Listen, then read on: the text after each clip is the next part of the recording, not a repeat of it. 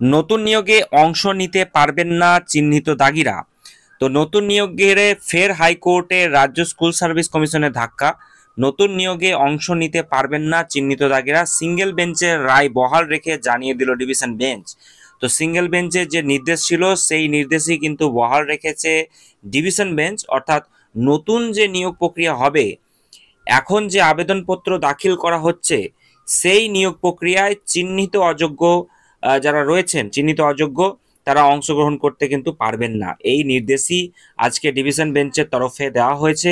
Single বেঞ্চের তরফে বিচারপতি সৌগত ভট্টাচার্য নির্দেশ দিয়েছিলেন এই চিহ্নিত অযোগ্যরা নতুন নিয়োগ প্রক্রিয়ায় অংশগ্রহণ করতে পারবেন না, এবং চিহ্নিত অযোগ্য তারা যদি ইতিমধ্যেই আবেদনপত্র দাখিল করে থাকেন বা বাতিল বলে তাদের কিন্তু গণ্য করা হবে। অর্থাৎ সেক্ষেত্রে যেটা ডেটা বলা হচ্ছে যে প্রায় 10% মতো যারা রয়েছে তারা কিন্তু অলরেডি ফর্ম ফিল আপ করে ফেলেছিল, তাদের যে ক্যান্ডিডেট আছে সেটা কিন্তু বাতিল হবে, এমনটাই কিন্তু বলা হয়েছে। এবং চিহ্নিত অযোগ্য তারা যদি ইতিমধ্যে আবেদনপত্র দাখিল করে থাকেন সেই বাতিল সেটা কিন্তু বাতিল হবে, এমনটাই কিন্তু আজকে খবর উঠে এসেছে।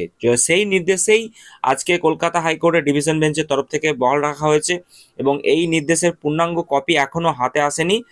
সেটা হাতে আসলে এর পিছনে কি যুক্তি আছে, সেটা মাননীয় বিচারপতিরা সেখানে কি যুক্তি দেখিয়েছে সেটা স্পষ্ট হয়ে যাবে। তো খুব শীঘ্রই সেই যে কপিটা রয়েছে সেই কপিটা আমরা হাতে পেয়ে যাব, আমাদের টেলিগ্রাম গ্রুপে সেটা দিয়ে দেবো। জয়েন করে নেবেন আমাদের টেলিগ্রাম অফিসিয়াল টেলিগ্রাম গ্রুপটাই, আমরা লিঙ্ক কিন্তু ডিসক্রিপশন বক্সে দিয়ে রাখছি। যে নির্দেশ দেওয়া হয়েছে সেখানে স্পষ্ট বলা হয়েছে নতুন এই নিয়োগ প্রক্রিয়ায় যারা চিহ্নিত অযোগ্য চাকরিহারা রয়েছেন তারা অংশগ্রহণ করতে পারবেন না।